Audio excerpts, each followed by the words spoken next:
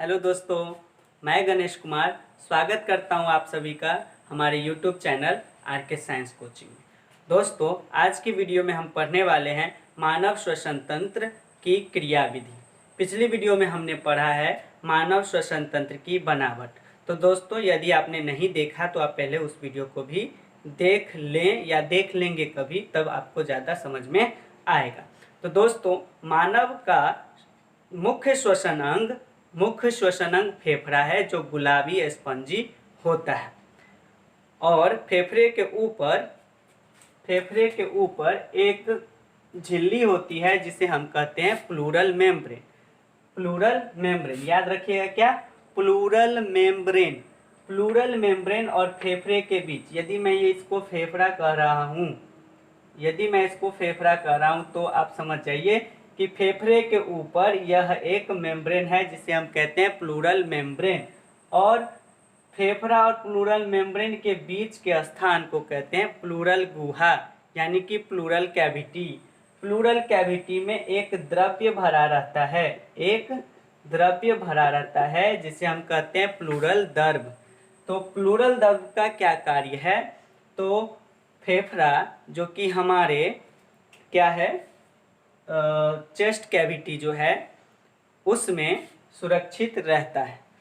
तो ये जो हमारा चेस्ट कैविटी यानी थोरैसिक पिंजरा में बंद है, उसमें जब ये सांस लेते और छोड़ते समय इसमें शिथिलन होती है, संकुचन होती है और शिथिलन होती है, जिससे क्या होता है कि फेफड़े पर कुछ घर्षण उत्पन्न होता है। उसी घर्षण के प्रभाव को कम करने का कार्य करता है प्लूरल दर्भ।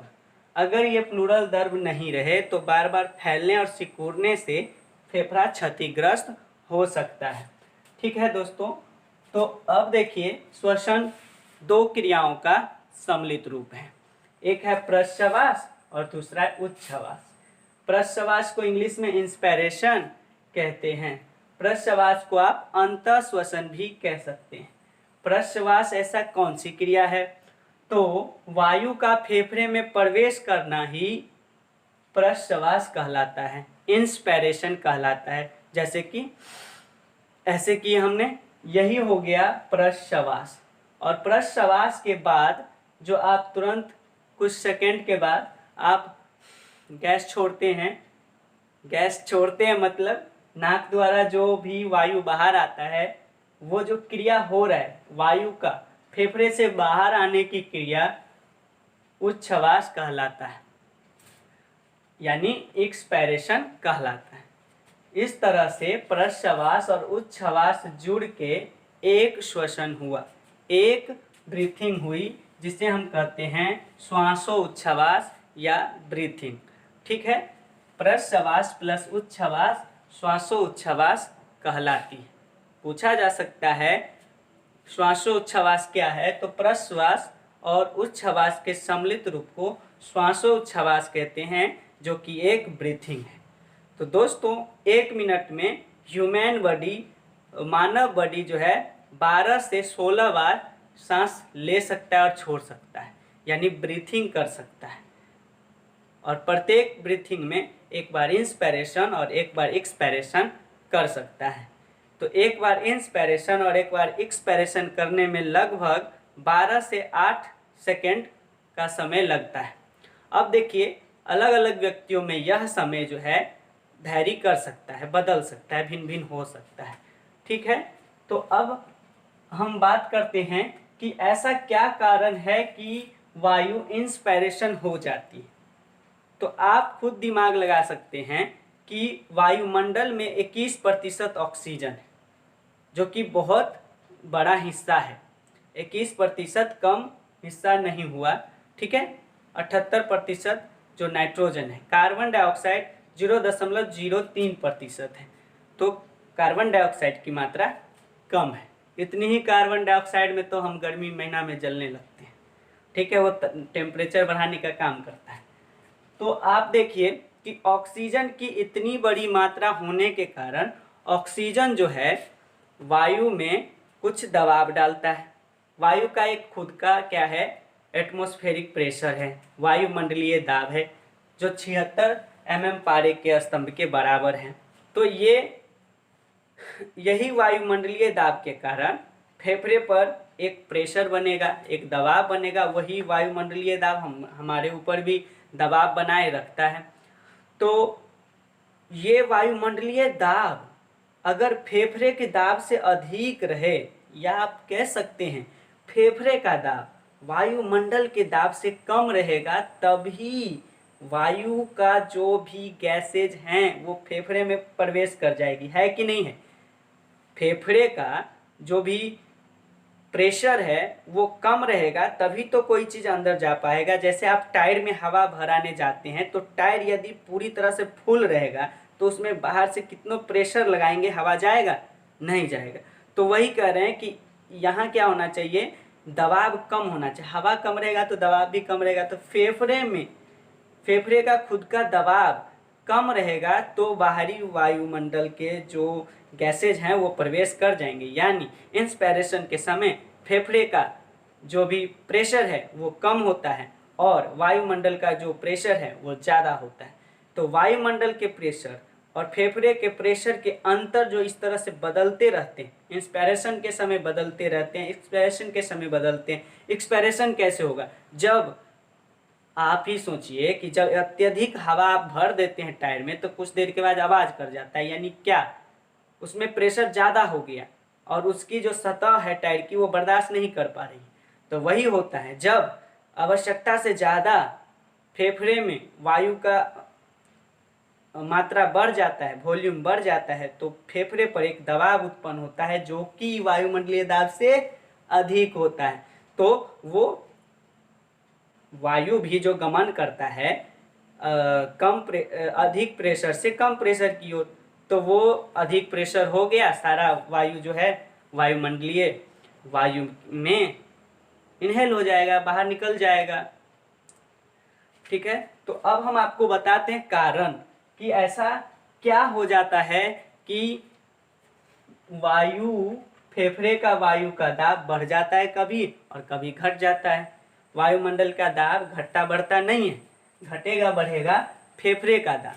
तो जब फेफड़े का दाब घटेगा तो वायुमंडल से गैस फेफड़े में आएगी, और जब फेफड़े की दाब बढ़ेगा तो फेफड़े का जो भी है वायु वो बाहर चला जाएगा। ठीक है दोस्तों, तो अब समझते हैं कि मैंने जो ये और ये स्ट्रक्चर बनाया है ये क्या है। तो मैंने किसी को ऐसे लेटा दिया है, उसका एक्सरे कर लिया, इसी तरह की कुछ संरचना आपको प्राप्त हो जाएगी। मैंने ये हाथ बना दिया, ये स्टुबला है इधर का पोखरा, ठीक है, और ये और हंसली जैसा है। ठीक है, तो अब आप देखिए यहाँ पर संरचना क्या है कि ये रीढ़ की हड्डी है जिसे हम वर्टिब्रल कोलुम कहते हैं।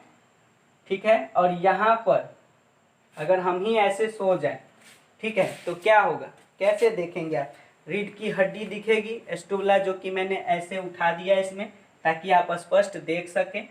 ठीक है, तो ये है रीढ़ की हड्डी, पसलियाँ, 12 जोड़ी रीढ़ की हड्डियों से जुड़ी हुई पसलियाँ जो कि एक पिंजरे की तरह कार्य करेगा।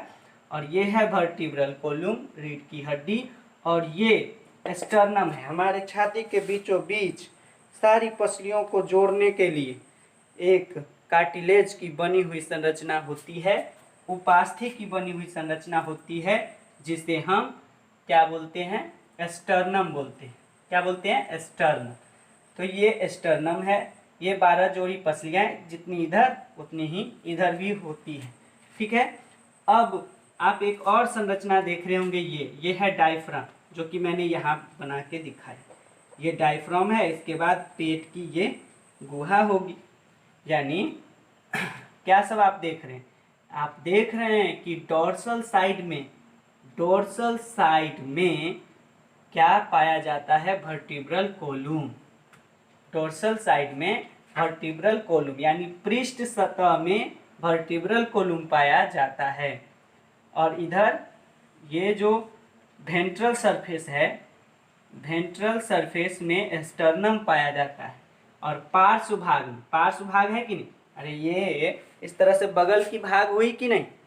तो ये बगल यानी पार्श्व यानी लेटरल सरफेस में 12 जोड़ी पसलियाँ होती है।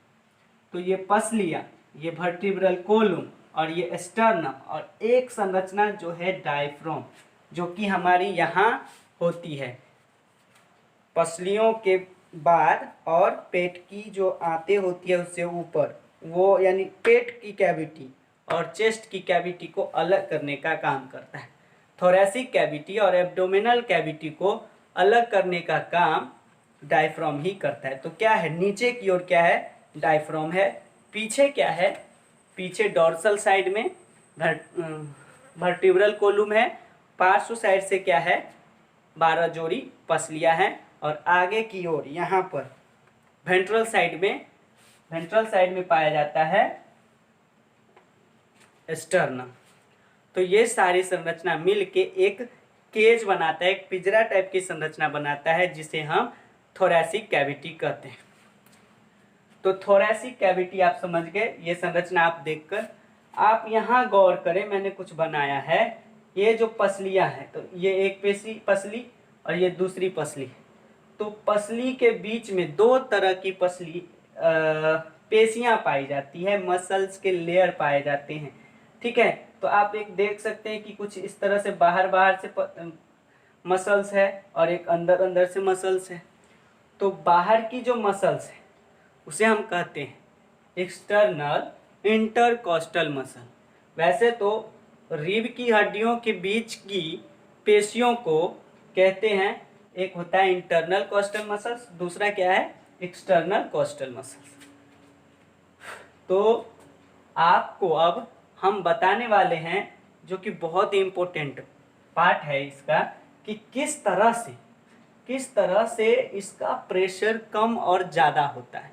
तो अब हम सबसे पहले बात करते हैं इंस्पायरेशन की। इंस्पायरेशन के समय क्या होता है, जब हम सांस लिए तो क्या हुआ, छाती आगे से इधर वेंट्रल साइड है ना, वेंट्रल साइड में अलग फूल जाता है और इधर तन जाता है। और ये जो डायफ्राम है ना नीचे, पोस्टीरियर साइड में, ये पोस्टीरियर साइड का डायफ्राम अपना आकार इस तरह से बदल लेता है। देखिए ऐसे हो जाता है,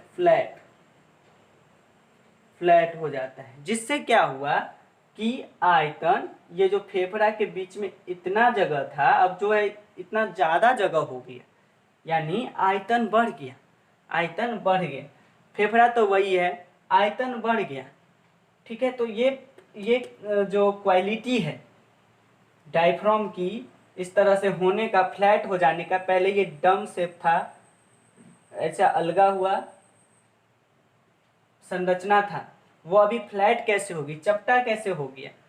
तो चपटा कैसे हो गया, तो डायफ्राम के अंदर की जो मसल्स है वो संकुचित हो जाती है। ये संकुचित होती है, तो संकुचित होने से इसके मसल्स टाइट हो जाते हैं, और ये जो लूज इस तरह से रहता है वो फ्लैट होके सीधा हो जाता है, जिससे ये क्या करते हैं, इधर भी धक्का मार देते हैं थोड़ा सा, और इधर भी धक्का मार देते हैं, यानी इसको थोड़ा चौड़ा कर देते हैं, जिससे छाती कि ये जो 12 जोड़ी पसलियाँ वो भी तन जाती है।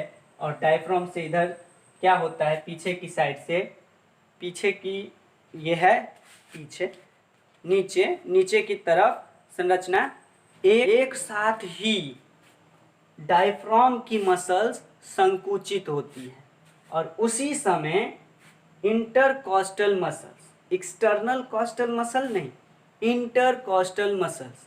तो इंटरकॉस्टल मसल जो है, इंटरनल कॉस्टल मसल्स, ये है एक्सटर्नल और ये इंटरनल कॉस्टल मसल, जिससे क्या होता है, ये पसली भी ऐसे थोड़ी सी संकुचित हो जाती है, एक दूसरे के नज़दीक आ जाता है। जब ये नज़दीक आता है तो ये थोड़ा उठ जाता है, जिससे ये अपर साइड में, आगे की साइड में वो मूव कर जाता है। तो आपने क्या देखा कि इधर भी थोड़ा उठता है कि नहीं, सांस लेते समय ये वाला भाग ऊपर उठ जाता है।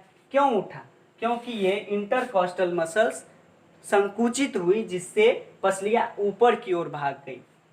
समझ में आ रहा है ना, ये इंटरकॉस्टल मसल संकुचित हुई, पसलियाँ ऊपर भाग गया, और डायफ्राम की पेशियाँ संकुचित हुई, जिससे डायफ्राम फ्लैटेंट हो गया।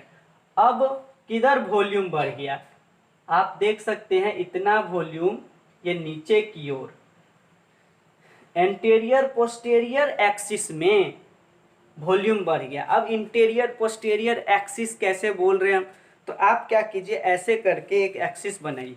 ये ऊपर का भाग एंटीरियर, नीचे पोस्टीरियर, तो ये क्या हुआ, एंटीरियर पोस्टीरियर साइड में एक्सिस, एंटीरियर से पोस्टीरियर साइड में आते हैं हम। अग्र से पश्चिम साइड में क्या हो रहा है, अग्र से पश्चिम साइड में आयतन बढ़ रहा है। जब ये आयतन बढ़ गया, जगह बढ़ गया, तो ये फेफड़ा एक्सटेंड करके इधर आ जाएगी, है कि नहीं, आएगी कि नहीं। तो अब इसके ऊपर कोई दबाव नहीं, फेफड़े के ऊपर कोई दबाव नहीं है, जिससे फेफड़े के अंदर का जो प्रेशर है, दबाव है, प्रेशर है, वो कम हो गया। किसकी तुलना में, वायुमंडलीय गैस की तुलना में। अब जितने भी वायुमंडल के गैस हैं वो बलपूर्वक फेफड़े में प्रवेश कर जाएंगे। अब आते हैं एक दूसरी पहलू की ओर, एक्सपैरेशन की ओर। तो एक्सपैरेशन के समय क्या होता है कि ये डायफ्राम की मसल्स जो संकुचित हो गई थी वो पुनः रिलैक्स हो जाती है। क्या हो जाती है, रिलैक्स हो जाती है, शिथिल हो जाता है। डायफ्राम शिथिल हो जाता है तो पुनः अपने स्थान की ओर जाने लगता है, और तभी ये एक्सटर्नल कॉस्टल मसल्स की बारी है। पहले इंटरनल कॉस्टल मसल संकुचित करके इधर ऊपर का जो है साइज बढ़ा दिया था। अब क्या कर, इंटरनल कॉस्टल मसल्स शिथिल हो जाता है। अब बारी किसकी है संकुचित होने की, एक्सटर्नल कॉस्टल मसल्स की। तो इंस्पायरेशन में इंटरनल कॉस्टल मसल संकुचित होता है और एक्सपायरेशन में एक्सटर्नल कॉस्टल मसल्स संकुचित होता है। हो सकता है मैंने अल्टर बोल दिया, तो मैं कंफर्म होके एक बार आपको बोल देता हूं। जब इंस्पायरेशन हो रहा है उस समय पसलियों के बीच दो जो मसल्स होती है, पेशियां होती है, उसमें से एक इंटरनल कॉस्टल मसल संकुचित होती है, और जब एक्सपायरेशन होता है तो उस समय एक्सटर्नल कॉस्टल मसल्स क्या हो रहा है, संकुचित हो रहा है। तो उसके संकुचित होने से पसलियां नीचे की ओर चली गई। ये क्या हो रहा है, नीचे की ओर पसलियां चली गई जो कि फूल चुकी थी, तो पसलियां नीचे की ओर चला गया। और ये जो डायफ्राम इधर पश्च साइड में, पोस्टीरियर साइड में चले आए थे, वो भी ऊपर जा रहा है, यानी ये पूर्व की स्थिति में आ रहा है। तो ये इस तरह से संकुचित होके फेफड़े पे का एक दबाव डाल दे और फेफड़े का प्रेशर बढ़ जाएगा। फेफड़ा में तो CO2 गैस भी आ गया होता है इतना देर में, तो CO2 गैस आ गया और ऊपर से ये डायफ्राम और पेशियों का जो है दबाव भी, जिससे फेफड़े का प्रेशर बढ़ गया। ठीक है, इधर का जो स्टर्नम है वो भी दबाया, इधर डायफ्राम जो है अपने पूर्व की स्थिति में आ रही है, उससे भी दबाव उत्पन्न हो गया, जिससे इस फेफड़े का जो भी आयतन था वो अब कम होने की कोशिश करेगा, क्योंकि प्रेशर बढ़ गया है। ठीक है, तो ये प्रेशर बढ़ने के कारण वायुमंडल में जो भी गैस है उसकी तुलना में इसका दबाव ज़्यादा हो जाता है, 76 mm से ज़्यादा हो जाता है, और सारे गैसेज बाहर आ जाते हैं। कार्बन डाइऑक्साइड युक्त गैस बाहर निकल जाता है। तो इस तरह से इंस्पायरेशन और एक्सपायरेशन होता है। फिर से रिपीट, आप समझ लीजिए कि इंस्पायरेशन के समय डायफ्राम की मसल्स संकुचित होती है, और उसी समय पसलियों के बीच की जो पेशी है इंटरकॉस्टल मसल, उसमें से इंटरकॉस्टल मसल संकुचित होती है। समझ गए। अब बारी है एक्सपायरेशन की। तो एक्सपायरेशन के समय इंटरकॉस्टल मसल्स की जो बाहरी है, यानी आप कह सकते एक्सटर्नल इंटरकॉस्टल मसल संकुचित होती है, और साथ ही डायफ्राम संकुचित नहीं होता है, वो शिथिल हो जाता है, जिससे प्रेशर बढ़ जाता है फेफड़े का, और उसमें CO2 गैस आ चुके होते हैं, और CO2 युक्त गैस वायुमंडल में उच्छ्वास हो जाते हैं। उस गैस का एक्सपायरेशन हो जाता है। कुल मिला के ये हुआ कि श्वसन की निम्नलिखित क्रियाएं हो सकती है। पहला, श्वसन या फुफ्फुसीय संवातन जिसमें वायु अंदर खींची जाती है और CO2 से भरपूर कुपिका की वायु बाहर मुक्त हो जाती है। फेफड़े में जो एल्वियोली सैक पाया जाता है उसे कुपिका कहते हैं। ठीक है, तो पहला क्या होगा कि फेफड़े में वायु खींचा जाएगा और फेफड़े का जो भी CO2 युक्त वायु है उसे वायुमंडल में छोड़ दिया जाएगा। दूसरा है कि कुपिका झिल्ली के आर पार गैसों का विसरण। अब बात आती है कि फेफड़ा में तो आया गैस, आया गया तो बता दिए, लेकिन फेफड़ा में आया उसके बाद की घटना अभी बाकी है। ठीक है, तो फेफड़े के वायु कोश में जो भी वायु आई, फेफड़े के वायु कोश में जो भी वायु आया उसमें ऑक्सीजन की मात्रा ज़्यादा है, या आप कह सकते हैं इसका जो है प्रेशर ज़्यादा है। ये ओल्वियोली सैक के चारों ओर रक्त केशिकाओं के घने जाल होते हैं। ठीक है, तो इसका विसरण रक्त केशिकाओं में हो जाता है और ये जो रक्त है ये रक्त हो जाते हैं ऑक्सीजनेटेड। ये ब्लड कैसा हो जाता है? Oxygenated blood. अब ये ऑक्सीजनेटेड ब्लड रक्त परिसंचरण तंत्र में आ जाता है। अब ये रक्त परिसंचरण तंत्र में आने के बाद ये ऑक्सीजनेटेड ब्लड समझ लीजिए आप आ जाता है और यहाँ पर ये उत्तक है, उत्तक है। अब ये उत्तक में जाने के लिए यहाँ पर भी विसरण की क्रिया होगी। विसरण की क्रिया होने के लिए ऑक्सीजन का कंसंट्रेशन ब्लड में ज़्यादा है ही, क्योंकि ये ब्लड ऑक्सीजनेटेड हो चुके हैं, तो इसका ऑक्सीजन आ जाता है उत्तक में और उत्तक की जो कोशिकाएं हैं उस ऑक्सीजन का उपयोग करती है ग्लूकोज मॉलिक्यूल को तोड़ने में। अब ग्लूकोज मॉलिक्यूल टूटने में और टूट के बन जाता है CO2 गैस। वो CO2 गैस फिर से रक्त में मिल जाता है और वो रक्त हो गया डीऑक्सीजनेटेड ब्लड। ठीक है, डीऑक्सीजनेटेड ब्लड रक्त। अब ये रक्त सीधा जाएगा रक्त वाहिनियों के जरिए ओल्वियोली सैक के पास और इस ओल्वियोली सैक के पास विसरण की विधि द्वारा, चूंकि इस रक्त में अब CO2 की मात्रा ज़्यादा हो गया, कंसंट्रेशन ज़्यादा हो गया, तो इस CO2 गैस का पुनः विसरण इस रक्त वाहिनियों के जरिए ओल्वियोली सैक में हो जाएगा। अब ये ओल्वियोली सैक में पहुंच जाएंगे।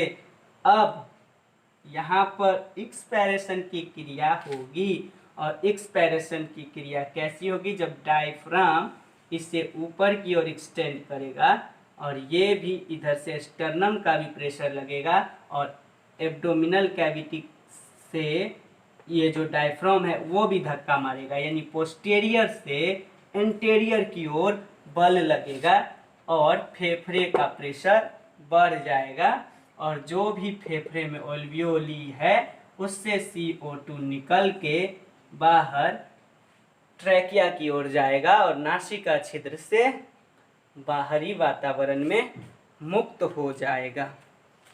तो इस तरह से आपने देख लिया कि जब इंटरकॉस्टल मसल्स संकुचित हुआ और डायफ्राम भी संकुचित हुई तो एंटीरियर पोस्टीरियर एक्सिस में वृद्धि हो गया। ये है, अगर आप इसको एक्सिस माने तो एंटीरियर से पोस्टीरियर की ओर वृद्धि हो गया, जिससे इसका आयतन बढ़ गया। देखिए, फेफड़े का आयतन बढ़ने से फेफड़े का दाब घट जाता है और बढ़ने के लिए क्या हुआ कि आयतन को घटना पड़ा। तो इन्वर्स है कि नहीं? तो इस तरह से श्वसन की सारी क्रियाएं हम समझ गए। श्वसन ऐसे ही नहीं हो जाता है दोस्तों, श्वसन के लिए ब्रेन में भी सेंटर है। ठीक है, ब्रेन के जब पाठ पढ़ेंगे हम तब वहाँ विशेष बातें होंगी। तब तक के लिए मैं आपको बता दूं, ब्रेन के मेडुला ऑब्लंगाटा के पोन्स वेरुला में रिस्पिरेटरी सिस्टम के लिए रिस्पिरेटरी सेंटर है। वहाँ से इंस्पिरेशन और एक्सपिरेशन पर कंट्रोल किया जाता है। प्रश्वास और उच्छ्वास पर कंट्रोल किया जाता है। तो जब हम नियंत्रण एवं समन्वयन की चैप्टर पढ़ेंगे उसमें आपको इस सेंटर की सारी क्रियाएं बहुत ही खोल खोल के सारा कुछ बताएंगे। तो इस तरह से हमने आपको बता दिया मानव श्वसन तंत्र का पूरा क्रिया विधि। ठीक है दोस्तों वीडियो ज़्यादा बड़ी हो जाती है, इसीलिए जो है हम जल्दी जल्दी से सारी बातें आपको बताने की कोशिश करते हैं ताकि वीडियो छोटी बने। ठीक है, कोचिंग में जब स्टडी होगा तो सारे बच्चों को हम ठीक से बताएंगे, फिर से बताएंगे। अगर आप यहाँ नहीं समझ पाए हैं तो, या फिर आपके मन में कुछ क्वेश्चन रह गया हो तो आप कमेंट कर सकते हैं ताकि मैं अपनी त्रुटियों को दूर करूँ, और जो भी कमेंट होगा उसका मैं रिप्लाई करूँगा। ठीक है, और जो भी कोचिंग के बच्चे हैं उनके मन में अगर कोई क्वेश्चन रहता है वो भी कमेंट कर सकते हैं, या नहीं तो लॉकडाउन के बाद जब कोचिंग खुलेगा तब हम आपसे बात करेंगे और सारे वो प्रॉब्लम को दूर करने की कोशिश करेंगे। और कोचिंग जब स्टार्ट होगी तो सारी बातें हम आपको बताएंगे, फिर से सारे कुछ कोचिंग में पढ़ाएंगे, आप टेंशन मत लीजिए। लेकिन यदि आप अभी पढ़ते हैं तो आपके लिए प्लस पॉइंट बन जाता है और आप अभी इस लॉकडाउन का घर बैठे थोड़ा सा तो फ़ायदा उठा ही सकते हैं। ठीक है, तो अगर हमारी वीडियो पसंद आई हो तो आपको क्या करना है, लाइक कर देना है। देखिए बहुत ही मेहनत लगता है वीडियो बनाने में, तो आप एक लाइक कर दीजिए, और कोई भी समस्या यदि रह जाती है तो कमेंट ज़रूर कीजिए। ठीक है दोस्तों, तब तक के लिए विदा चाहते हैं, और वीडियो पूरा देखने के लिए धन्यवाद।